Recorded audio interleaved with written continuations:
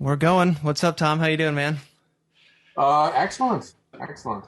Good to have you on. A little behind the scenes rough start for us, but I think we're all good now. So I appreciate you Yeah, working with us there. no problem. But man, excited to talk. I mean, I got to start off and preference by saying, or preface this by saying, no extreme baseball historian, or I wouldn't even call myself. I don't really watch baseball much. I go to maybe two games a year. Don't unless the Dodgers are in the World Series. I probably won't even watch the World Series, but enjoy baseball. Played it a bit when I was younger, and that's where I'm at. So forgive me if I'm not, as entrenched as you may be. Well, no forgiveness necessary because you are the kind of person I wrote this book for. Mm. So I have written a lot of books about baseball history, and I know all the people that know a lot about early baseball history. There aren't very many of them. And to me, it was more interesting, and I was trying to look at it from a different perspective in this book. My idea for the book was to think of someone like you, someone who's interested in things, knows something about American history. It's surprisingly not as baseball centric as you might expect. Hmm. People might pick up the book and be surprised that it's about 2/3 American history, because that was really the idea of looking at the context of all these things and seeing if there was something new we could find out about early baseball. Hmm. And I think it only has significance if it's of interest to people other than people like me who care about every little detail of early history. It's only interesting if it matters now. Yeah. Yeah, no, totally. Well, and that's the fun part is it's not a story just for, baseball fans. It's something anybody can be interested in, which, is definitely true. It's a fun story. But I guess we'll just dive into it, but you kind of mentioned like, oh, you may have heard this kind of thing and this story which, may or may not be accurate and, all this stuff, but I feel maybe I have the benefit of like a baseball history virgin. I haven't even been exposed to the lies and deceit. So you were able to put me in the right direction right from the beginning. Yeah, well, most people have heard these stories, the Yeah. ones that I started the book with. And I really, I thought about not going there first, Hmm. but you have to. I realize you have to, because so many, I give talks and tours and things, and I talk a lot about baseball history at public events. And there's something that always happens when I say for the thousandth or 10,000th time that Abner Doubleday had nothing to do with the beginning of baseball, something like that. There's always some people waiting for me at the end of the talk, and they just come up and say, I get that it could be wrong or it could be a little wrong, but how could it be 100% false? And that's actually a pretty interesting question, which I try to answer in my book, because, people get history wrong all the time. Hmm. But it's not too often that things that a lot of people believe or everyone has heard are this wrong. And as I discovered when I really researched the stories behind these stories, they're wrong. They weren't believed by the people that told them. So we're talking about something that was made up for a reason that has nothing to do with the truth. Hmm. And that's actually more interesting. Yeah, it's so And it crazy actually because tells you well, something about how baseball started. yeah, no, I mean that's what's so interesting too is normally there's you kind of get the story and there's the grain of truth, or you could see how it started from there and expanded and people whatever exaggerated and stuff, but ain't really the case with this. No, it's really an odd historical issue. And, my friend John Thorne, who's the official historian of Major League Baseball, he said, he might have said it in the introduction to my book, but he put it in a funny way, that for 100 years, fans have known where baseball came from. Historians weren't so sure. Right. And that's because there are all these stories out there that are complete baloney. And, the other way I try to explain it to people is, if you've ever done genealogy, which I end up doing a lot, trying to find out about early ball players, and I'm just naturally curious about people's family history, almost always people tell lies about their family history. Almost always. And what I discovered was the lies are really revealing. The facts, not so much. So, it's pretty boring if I had a friend whose family, had a very typical story of being Irish and being convicted of a crime, their ancestry, and was sent to Australia for punishment. That's pretty boring. But the lie they made up that he was exiled for holding illegal masses in his basement. That's a good story. But it tells you something about who they want to be and how people think of themselves. And really, almost every family story has at least spin, if not outright lies in it. And those are the ones that tell you who you are. Mm-hmm. Yeah, no, totally.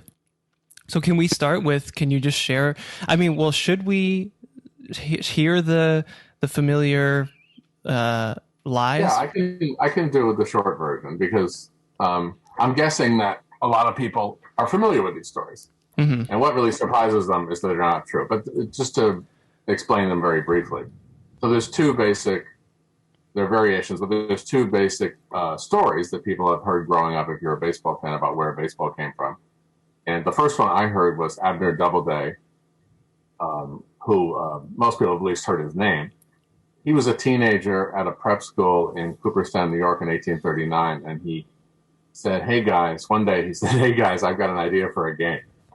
There's actually a famous Bob Newhart routine that makes fun of this because it's completely impossible to believe. I think when I was 10, I didn't quite believe it.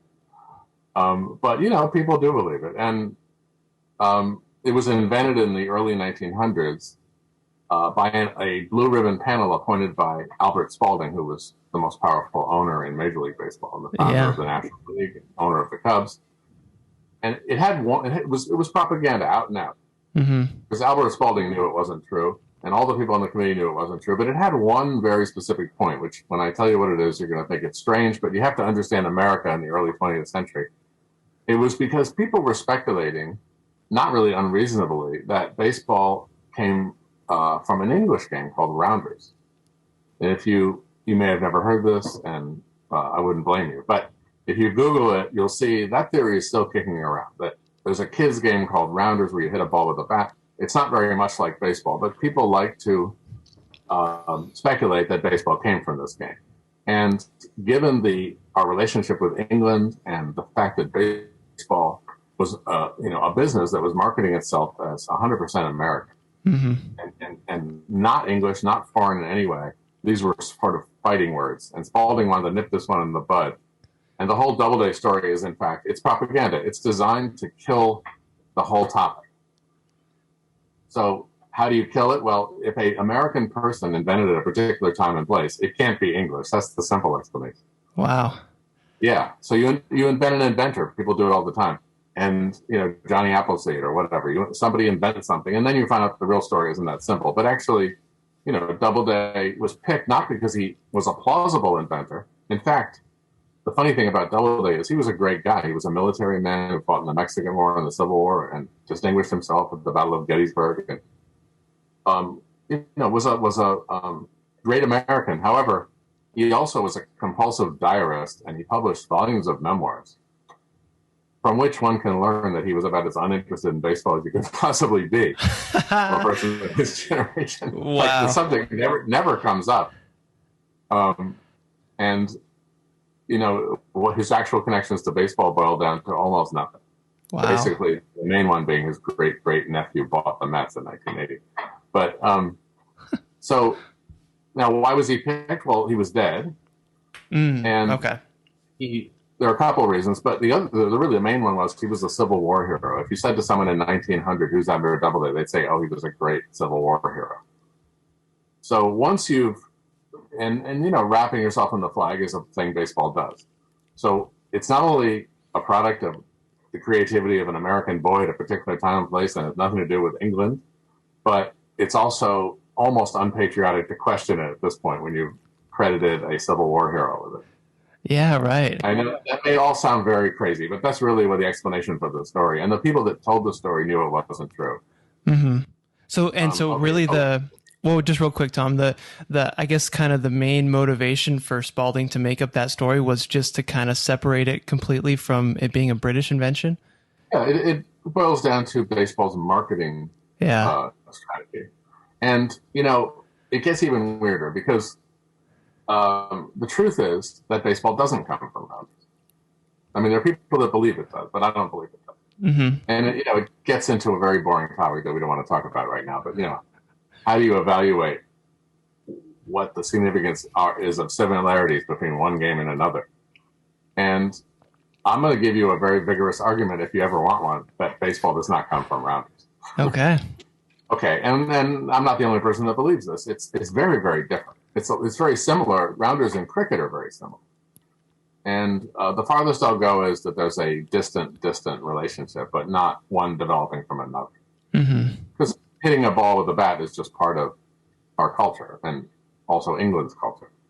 But if you saw a game of rounders, you'd think it was cricket, with a shorter bat. It's not.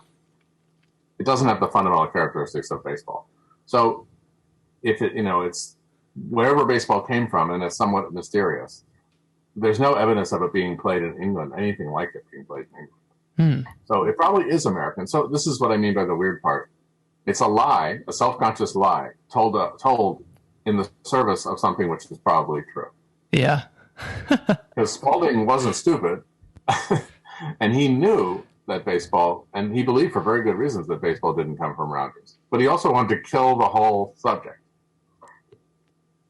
Okay, I see. So that's a very strange story you could write a book about. But the beautiful thing is that there's no truth to it whatsoever.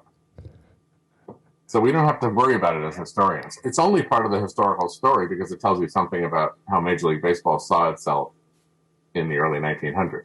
Yeah. And, it's news to a lot of Americans that we once felt this sense of rivalry, inferiority, even, competition, even fear with England. But that's a theme that as you go back in history, it comes more to the fore. We have nativism in our politics. And when I say the word, the first thing that pops into your head is, it's sort of racist.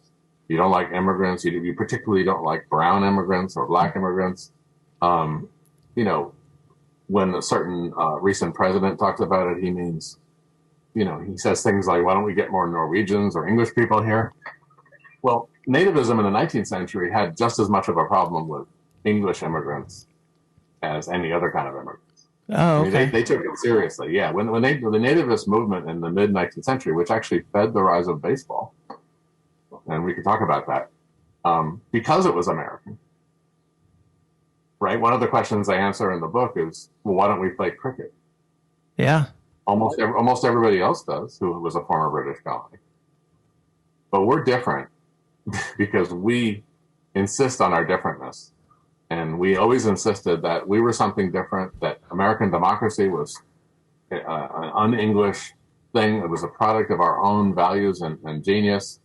And for reasons like that, when you understand the culture of the 1840s that baseball came out of, you begin to realize that even though all the early baseball players played cricket, that wasn't going to be our national sport. Okay. We were never going to play a foreign sport. And, this is a long, complicated topic that I deal with in my book, but it's a good example of, basically the theme of my book is, and I look at baseball, how it happened from the beginning, which is in the 1830s and 40s, got rolling in the mid 1850s, and by 1870, it's everywhere. It got started in the New York City area, and in a very short period, takes over the whole country. It's sort of an idea that we need a national sport, and this is it.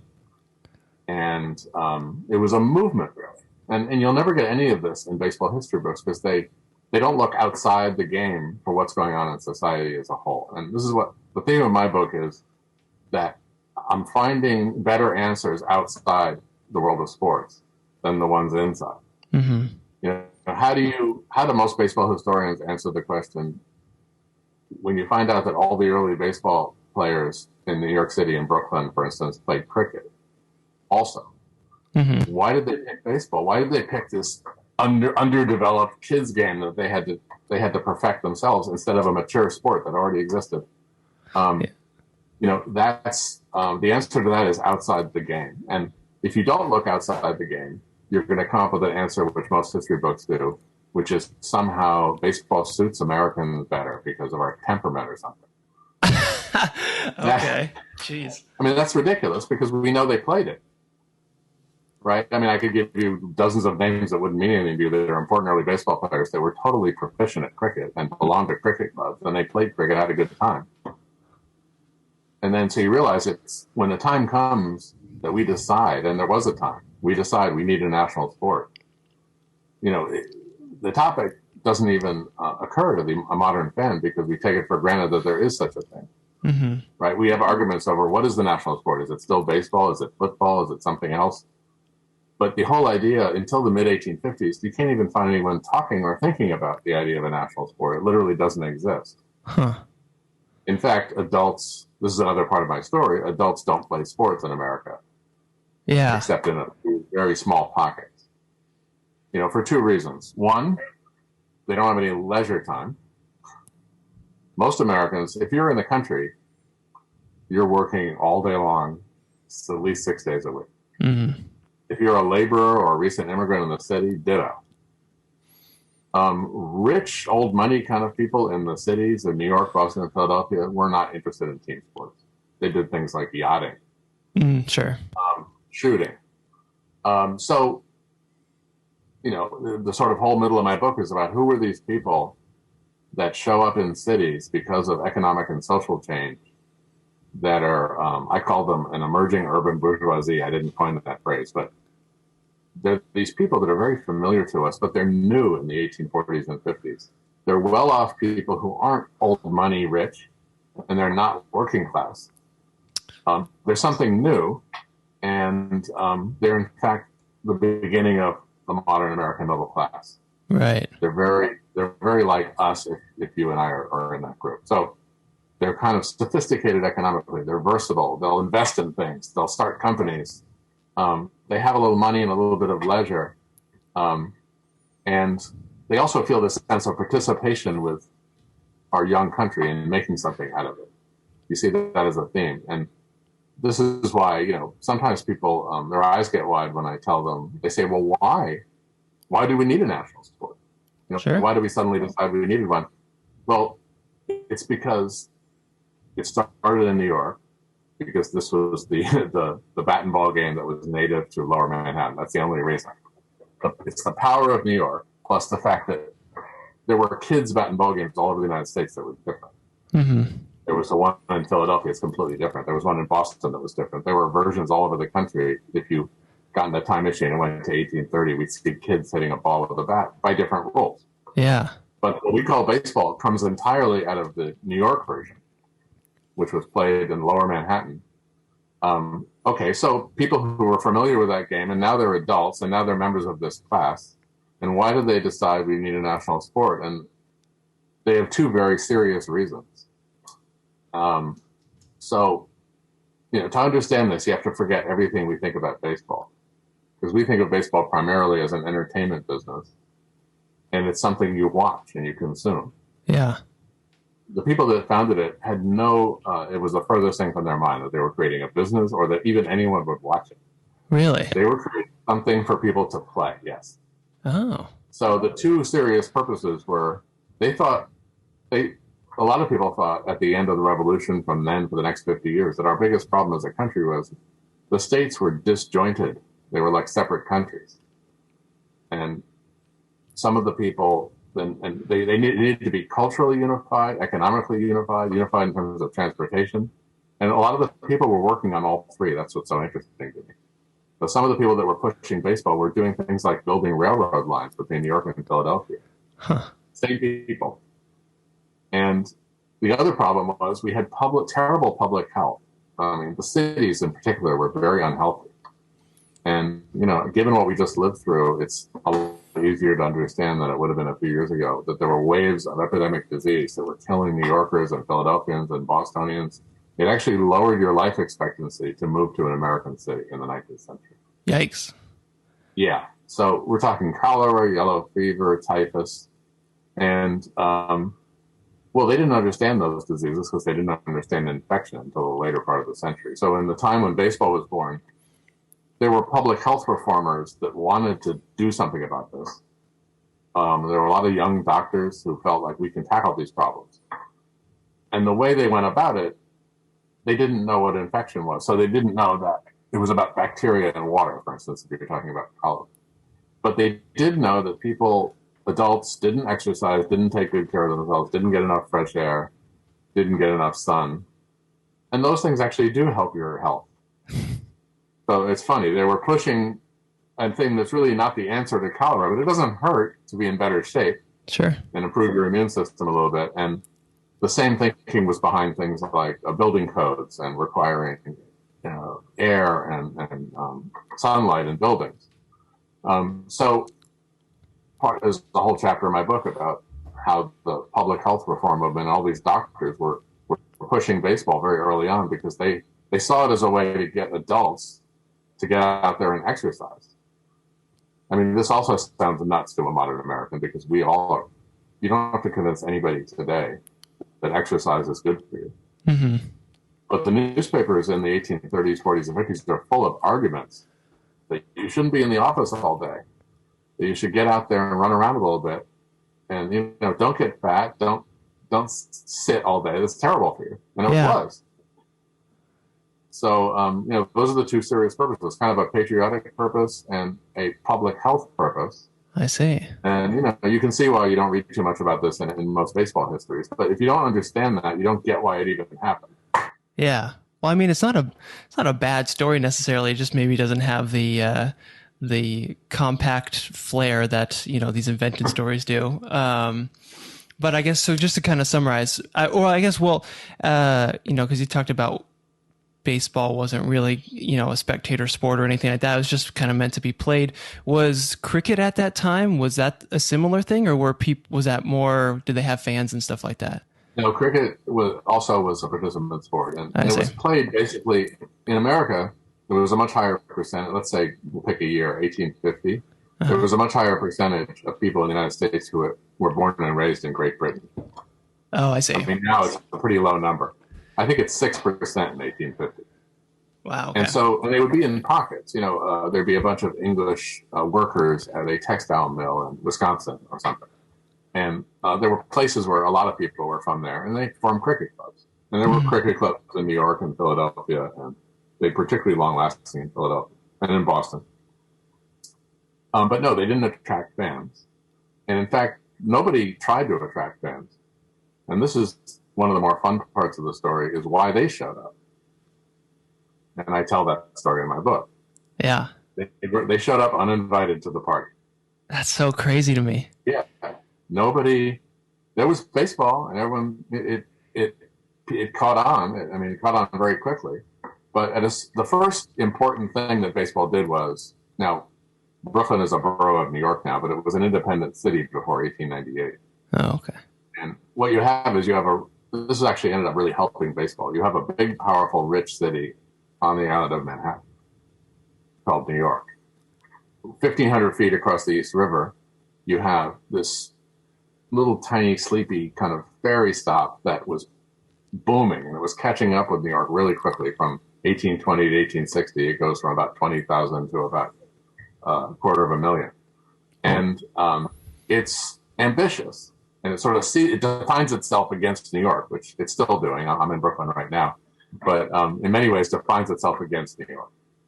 So it's a natural rivalry in every way.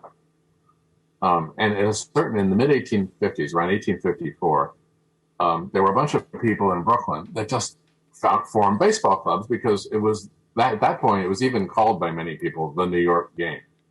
Really? There were four principal baseball clubs in the island of Manhattan, and they actually took the ferry to New Jersey to play in Hoboken. And if you're read any baseball history, you've probably heard about this.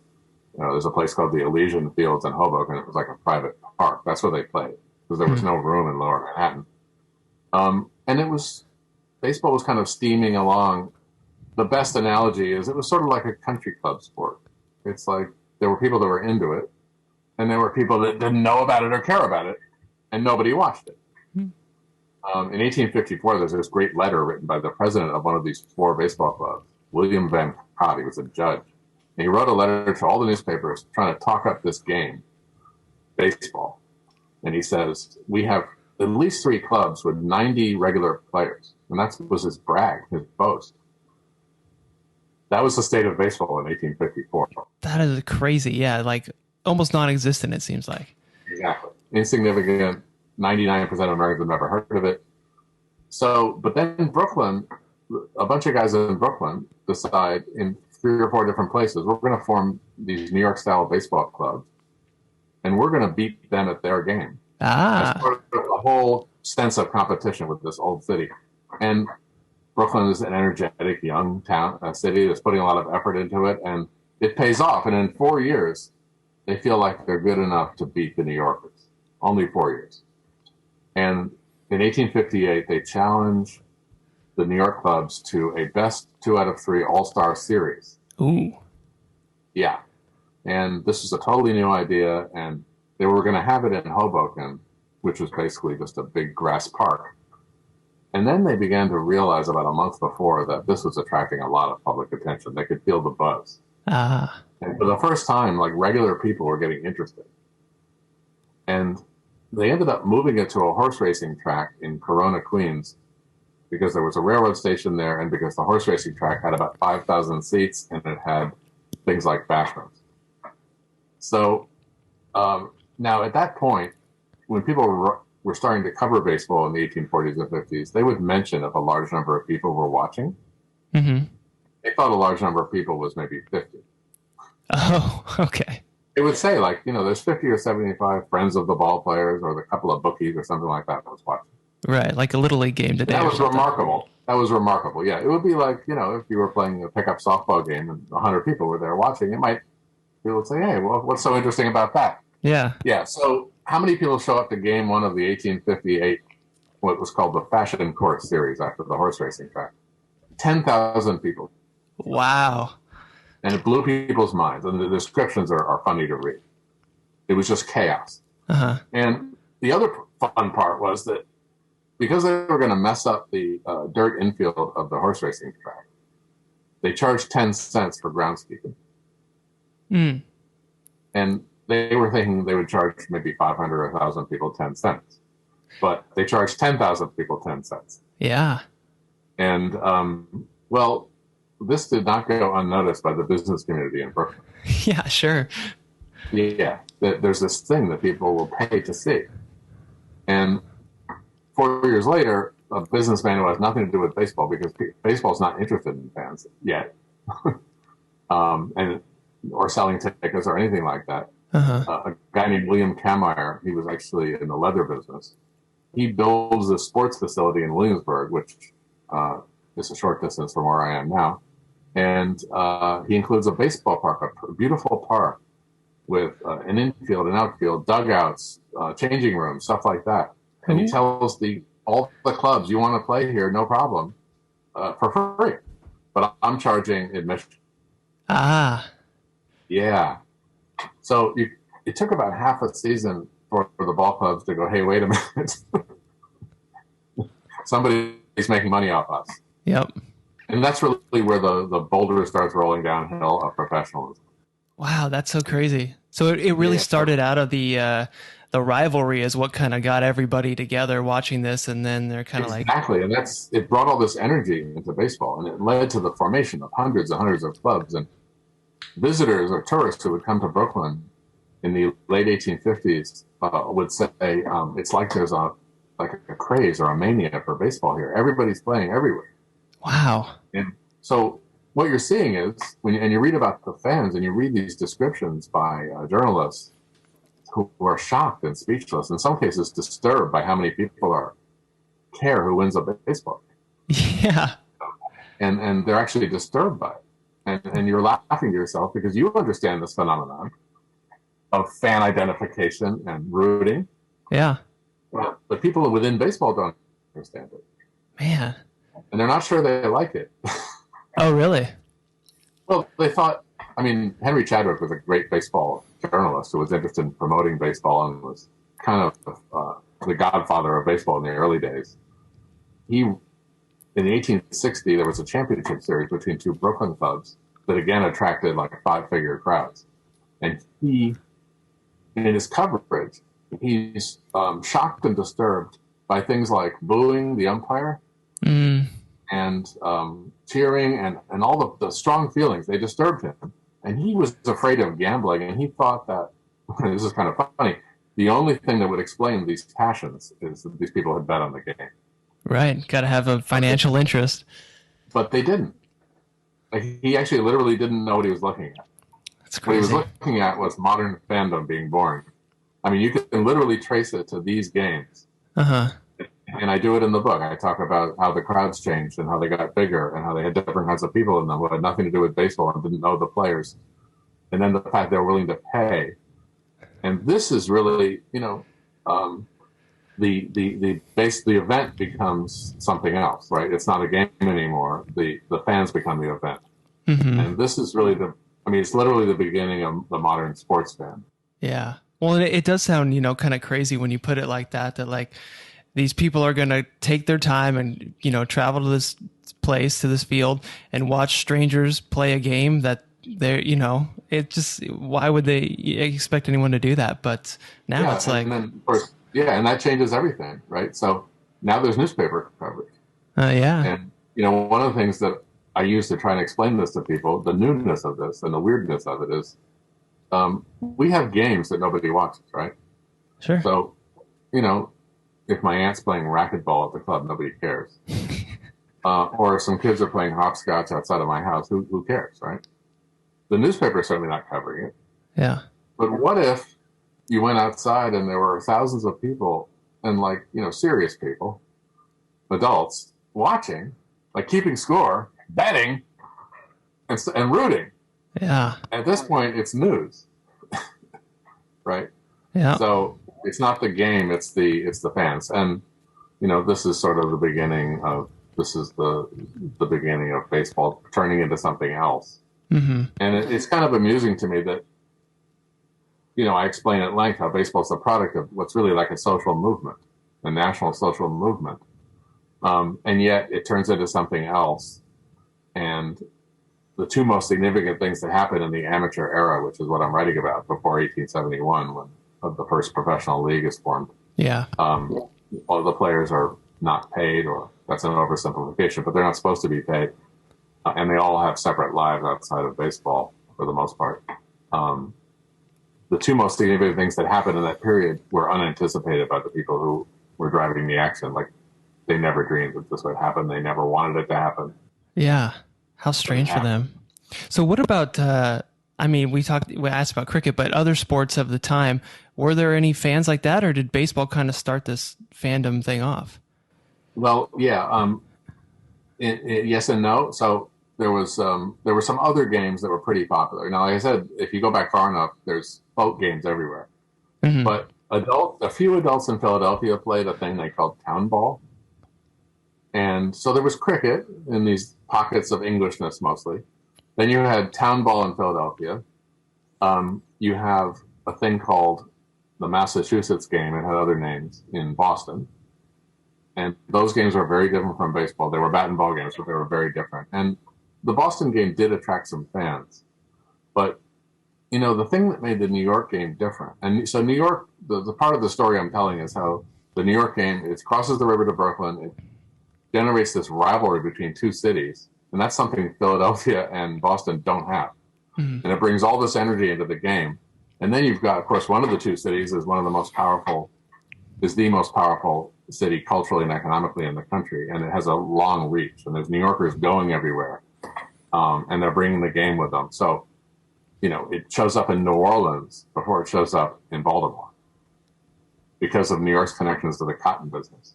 It shows up in San Francisco before it shows up in St. Louis because of the gold rush. Oh, I see. So these people are bringing it there? New Yorkers themselves, who are going around the world and the country for other reasons, are bringing in baseball. Ah, okay. And so this was a big help. And so baseball had to knock off cricket, and it had to knock off the Boston game and the Philadelphia game. Those were the main adversaries. And the Philadelphia game just folded. The Boston game put up a little bit more of a fight. The funny thing was the Boston game had overhand fast pitching. Oh. And, historians end up arguing, they usually end up making this deterministic argument that whatever happened had to happen. So they'll say, well, New York game was more popular because it was a better game.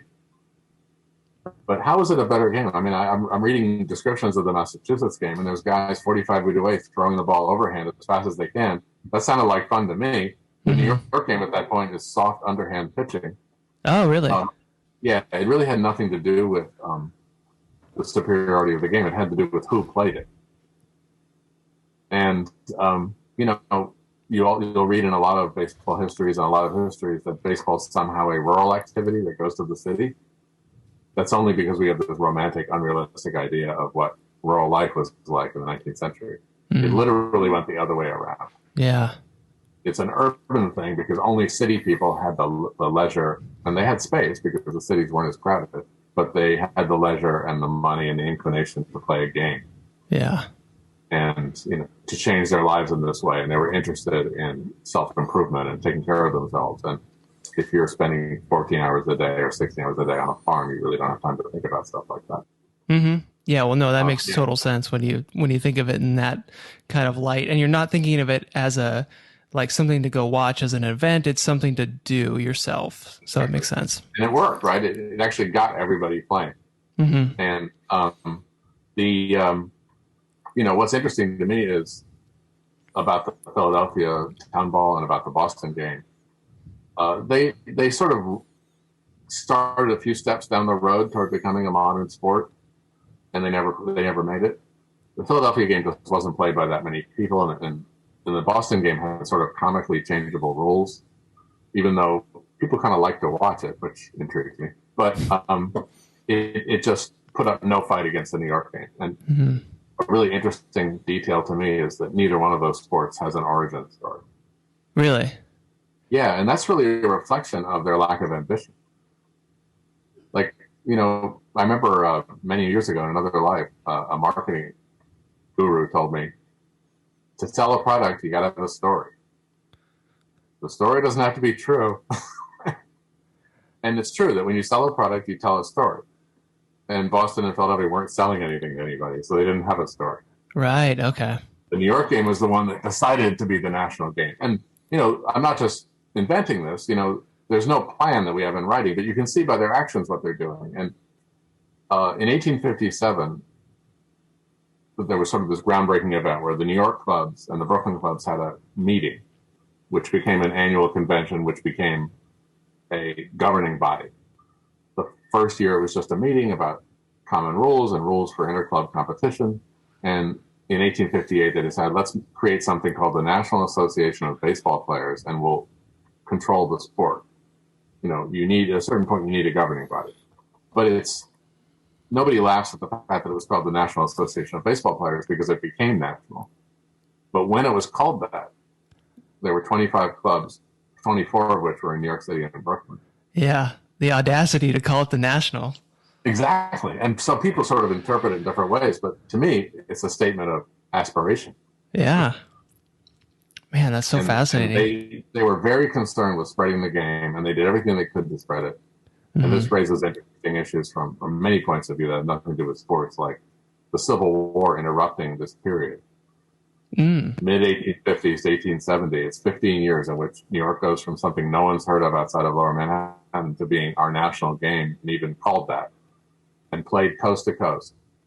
And it was interrupted by the Civil War, really at a key moment for baseball, because baseball hadn't really spread to the South except in certain places that had close relationships with New York City. I see. And there was a controversy in 1867.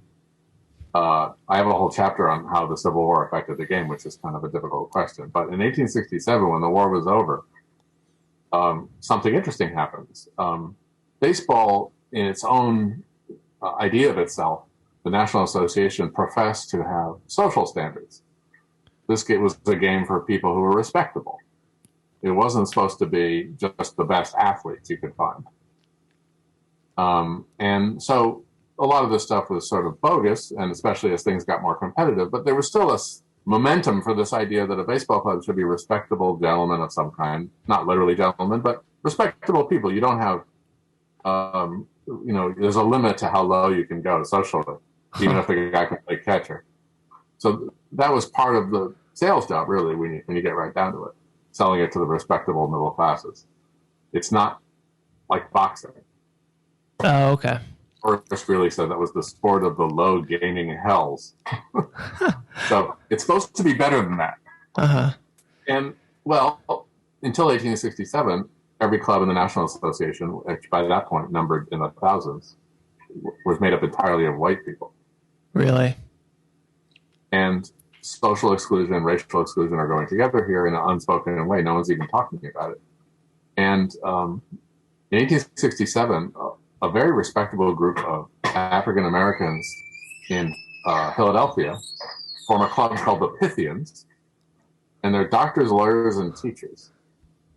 They're just like the white players. Uh-huh. In fact, socially superior to many of the Philadelphia ball clubs. Sure. And they asked to join the National Association, and this causes a huge problem for baseball. Not because it's all made up of racists, because I don't know what percentage of them were racist, but a lot of them fought in the Civil War for the Union, and a lot of them were fervent members of the abolitionist movement. Oh. It was quite common for baseball clubs to be made up of people in the same political stripe. And there were like 25 clubs called Union for political reasons. And, I could give you a long list of important early baseball men who risked their lives or died fighting to free slaves. So it's not as simple as it's a racist institution. Mm-hmm. But the problem was, and whether it was 60-40, opposition to integration or the opposite, I don't know. But there was a significant number of people that would have had no problem with an African-American club in the game, wow, per se.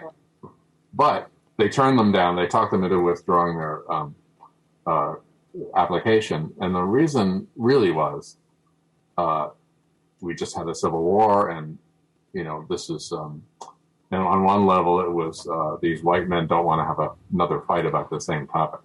But a big part of it was it had to be marketed to the South, and it was a delicate moment for that. Oh. Because baseball did not want to be identified with a region. It wanted to be national. Yeah. And, this is something that was replicated in other institutions. It was the African Americans get thrown under the bus because whites need to be unified.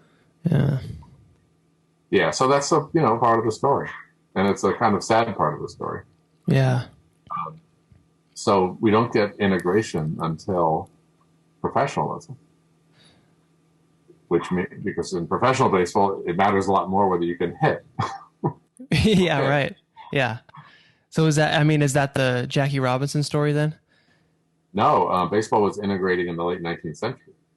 Oh, so really? The first professional league was in 1871, and it was all white. But as baseball spread and other minor leagues were formed, professional minor leagues were formed, Major League Baseball is starting to happen. The National League was founded in 1876 in the Midwest. But there's this spread and growth of professional leagues. There's more and more pressure to hire that African-American second baseman who can hit. Yeah. Because you got to win games. And it's a business now. And this is serious. And of course, it's controversial. You can follow the career of some black players like Frank Grant, who played in the 1880s, gets booed in Toronto and cheered in Buffalo. And there's sort of a fluid racial situation. People aren't sure how they feel about integration. In some places, it's popular. In some places, it's incredibly unpopular. But yeah, there's a whole forgotten story of baseball. The sad and cynical reason for why it happened, why baseball there's several dozen African Americans get into organized professional baseball in the late 19th century. One makes it to the major leagues in 1884, maybe 7. But the reason it wasn't stopped, as it would have been in the 20th century, was that baseball just didn't have a central authority. If it had a commissioner and it had organized baseball was more organized, they would have stopped it. I see. So basically, because these leagues were operating independently and different people had different opinions, that enabled this to happen. Yeah. So Jackie Robinson is the first. When people say he's the first African American in the major leagues, they should say the first African in the major leagues in the 20th century, or the first African American in the National League. Yeah. He's not the first African American to be in the major leagues or to play pro ball.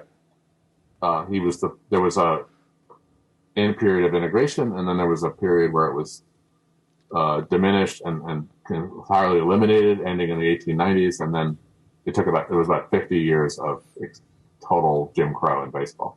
I see. Yeah, okay, that's what happened. Okay, yeah. So there was like a disintegration, I guess. Okay, that makes sense. Yeah, I had no idea about that story. Didn't know that at all. Most people don't. Yeah. Yeah, I mean, there's a lot of interesting what ifs. And, the truth is, I asked myself, could baseball have integrated in 1867? I mean, it could have. There was a parallel African American baseball scene that was quite competitive that newspapers basically ignored. Uh-huh. And we know, little shards of information about it. But we also know that when the time came that it come out in the open in the late 1860s, there it was. Yeah. So things like that don't come out of nowhere. Mm-hmm. Frederick Douglass's son played second base for a top African American team. Oh, that's cool. Oh, yeah. So there's this, part of the historical challenge, if you're writing about the 19th century in America, is you have to constantly come to grips with the fact that newspapers are a filter, and a distorting filter in many cases, because they're not telling you, they're not trying to portray society in a comprehensive way. They're trying to sell newspapers to a particular kind of person. Yeah. And that person has no interest in what's going on in the African American neighborhood where he lives. Yeah. So, So, I mean, to me, this is all exciting and interesting. Dude, but it is. Yeah. No. And the stories in my book, and it's not just the Doubleday story. That there's other stories that baseball has told that people have heard and believe that aren't true. There's an idea that a guy named Alexander Cartwright is in the Hall of Fame, and a club called the Knickerbockers, that was one of the early New York clubs, somehow invented baseball. They're completely 100% wrong. They did play it, but they didn't invent anything. And I explain why in the book. The Cincinnati Red Stockings of the late 1860s. Have you ever heard of this club? No, not the Red Stockings. No. In 2019, the modern Red Sox are named after them. Yeah, sure, so I figured. The Cincinnati Red Stockings were a Cincinnati team. And what they're famous for is they were undefeated from late 1868 all the way through the 1869 season into 1870. Jeez. So they went 84-0. And this is before there was a schedule or organized leagues. They were barnstorming around the country. But they were playing top teams, and they were winning all their games. Mm-hmm. That's the team that Major League Baseball basically calls its ancestor. Oh, okay. They're supposedly the first professional team. Mm. And, if you want to find out that they're not, you can read my book. Yeah. But, they were interesting in many ways, but there's a story that isn't true about them either. But because they're claimed as an ancestor by MLB, they're kind of whitewashed. Oh, I see. And, I was actually shocked when I found out when I looked into. I mean, I'm always surprised when I find out something new about it, something as famous as this club. Mm-hmm.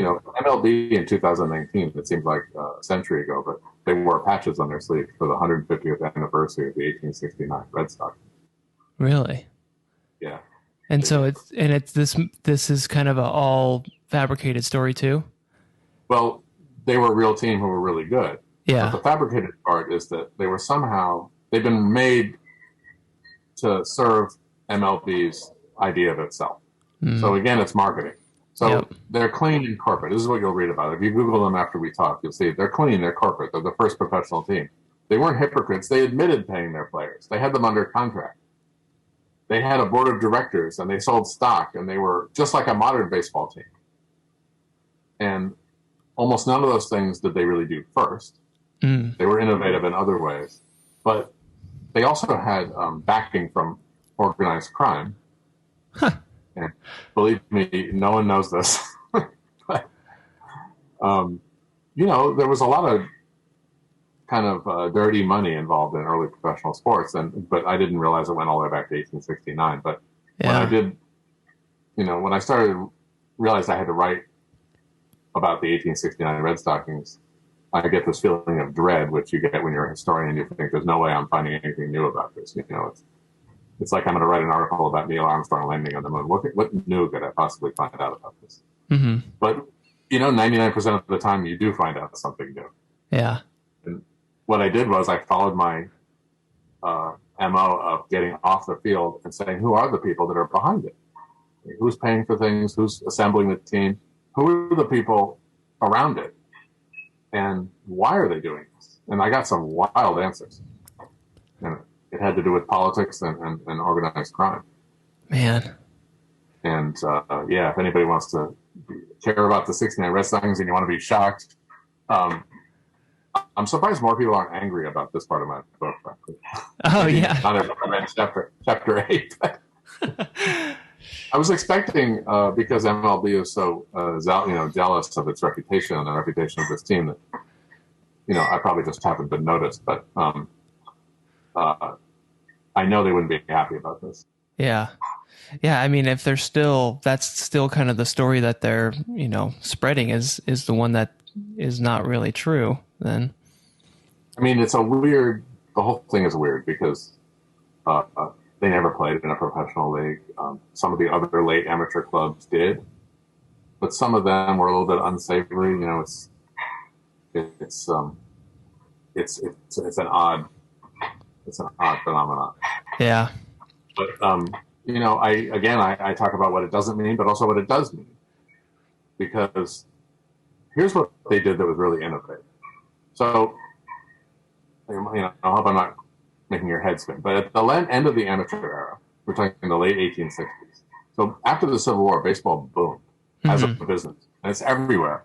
And teams that are calling themselves amateur, they don't belong to a league where they play a schedule. The way it worked was you would go on tours. This is what baseball clubs did to make money. So if you're the Brooklyn Atlantics, you'd go a tour of the Midwest. You go to Pittsburgh, St. Louis, Detroit, and you'd play the best local team, and you'd sell tickets. And you'd also bring some bookies, and some of your backers would bet money on the game and stuff. And so there was some suspicion when you lost a game that you should have won, things like that. But, I mean, what's interesting about that to me is that this is why leagues are organized by road trips and homestays. It doesn't have to be organized that way. Because in the amateur era, it was very courtly. Like you would go, a New Haven club would come and play a club in Brooklyn, and they would play them, and then they would have a banquet and sometimes put them up in a hotel, and then they would return the visit like a social call. And then on these road trips, it was sort of an exchange of hospitality. And this was part of the culture of baseball. We take it for granted that you play a baseball season by going on these road trips. And then you play 3 or 4 games in every city, and then you move on, and then they come and see you. But the only reason it works that way is because it's baseball tradition going back to the pre-professional era. Anyway, the sense and they're selling tickets, they're making money, and most teams, what they did was they divvied up the gate among their players, and the Atlantics would just simply divide the gate. And the Cincinnati Red Stockings were a little different in that they kind of separated labor and management, and they paid them a salary. They weren't the first to do that, but they were early in this respect. Paid them a salary, and in fact, they kind of screwed their players when you get right down to it. History books tend to say, "Wow, George Wright made $1,800 a year. That's a lot of money then." But I'll give you an example. The Atlantics, who were amateur, for the one game they played against the Red Stockings in June of 1870, when they broke the undefeated streak, they got $368 each. Really? So the Reds are going all over the country, working their butts off, playing hundreds of games. Yeah, and they're getting paid. The best one is getting $1,800. Yeah. So, but what was different about them, besides the way they were organized, which was not, they weren't the first in that, but they were early in that. What was really different about them was, in spite of all this creeping professionalism, the great amateur era clubs from the late 1860s were still intimately tied to the community. If we went and saw a Brooklyn Atlantic game in 1867, almost every player was a guy who grew up in Brooklyn. Yeah, and they might have been making money from the games, but they didn't jump from club to club. They didn't sign free agent contracts. They came up through youth organizations that were related to the big club. There was sort of a pyramid. What the Red Stockings did was they chucked all that. And it's because they didn't have a base of amateur talent in this young city of Cincinnati. Oh. And they went out and they bought every player they could get that was good. Wow. So that was the difference. And when you get right down to it, it was a phony kind of relationship between the Cincinnati Red Stockings and the people of Cincinnati. I mean, the people of Cincinnati were turned on by this and they bought tickets, but they're really pretending that this club represents them. The Brooklyn clubs, the Philadelphia clubs, the Boston clubs at that point, they actually are made up of your neighbors and people that grew up in your community. Yeah. So it's really chucking that pretense. You can see why Major League Baseball doesn't lead with this one. It chucks the whole pretense that the club represents the community in a real way. Yeah. And in fact, in June 14th, 1870, when the Brooklyn Athletics defeat the Cincinnati Red Stockings to snap 84-game winning streak going back to the fall of 68, that's the way it's covered in the Brooklyn papers. It's kind of interesting to read. They don't say, hey, our amateur guys, they don't pretend that they're amateur. Our amateur guys beat their pros. What they say is, who are these Red Stockings? They're just mercenaries. That's what they say. Our guys are Brooklyn boys. It's not about who's getting paid. It's about how they relate to the community. Yeah. And you know that famous Seinfeld bit about rooting for laundry? Yes. Yes. Well, the Cincinnati Red Stockings were rooting for laundry. Yeah, really. Yeah, because I mean, that's kind of, that's what it is, kind of for these modern teams is, all these guys are not from, they're not from Anaheim playing for the Angels. Exactly. And totally true. And it's why fans get so turned on, I think, when the exception happens. Because deep down in our DNA, we kind of feel like they should be more part of our community. Yeah. It'd be nice. Right? And, I mean, you always hear, if you're listening to sports radio, you're hearing, oh, the guy, he's a Southern California boy. He'll sign with the Dodgers or Angels. Then it turns out he goes to Milwaukee for more money. Yeah. Right. In the real world, it doesn't matter. But we like it to matter. Yeah, it's a strange thing how we kind of want that. But for what reason, I guess? I don't know. Yeah, I think it's ancient cultural DNA. Yeah. Man, well, it's such a fascinating story, Tom. I love hearing about this. So we've kind of got everything. I feel good about we've got the whole story, but let me try to summarize the actual-ish story, and you tell me if I'm right or wrong. Okay. All right. Well, good luck to you. Okay. So, I mean, just kind of in a short, couple sentences, essentially there's all these games, there's bat and ball games being played kind of everywhere. Just people playing them. In New York, they have the New York game, which is kind of where baseball really starts, or can go back to that, or they had similar rules maybe. And then from there, that game kind of gets perpetuated when these maybe kids who played it grew up and they wanted to kind of get more of a national sport, so they kind of perpetuate that and spread it. Is that close? Yeah. They legitimize adult exercise and then they intentionally spread it. Yes, it becomes a movement. Okay. I see. So that's good. I mean, that story works for me. Yeah. I mean, it's not the story you hear and you see in most books. And it's also why all the outside forces that we're bearing on it is so interesting. Yeah. Yeah, no, definitely. Well, and that's why it's, again, like we said, it's such a fun story, even for not a super baseball fan. It's a historical story that's fascinating. Yeah. Cool. Yeah. So for people listening, let's tell them where they can get your book. Well, we haven't even said the name of the book. The name of the book is How Baseball Happened: Outrageous Lies Exposed, the True Story Revealed. The title's good, but then that subtitle really gets you. It's great. I'm glad you feel that way. We kind of wanted to be not 100% serious about that. A little Barnum. Yeah, it is a little Barnum. There is some sort of cheerful BS in baseball's history. Yeah. So How Baseball Happened. My name's Thomas W. Gilbert on the cover, and it's available pretty much everywhere. I have a website, and it's howbaseballhappened.com with no word separate. Perfect. Okay. Howbaseballhappened.com. I'll have a link to that down in the description for people listening. And click on that, check you out, learn all your stuff, get your book. And man, this was great, Tom. I had a blast. This was super fun. Thank you for coming on. Well, it was fun for me too. Thanks for having me on. Yes, of course. You have a good rest of the weekend, and thanks again. Okay. You too. Thanks.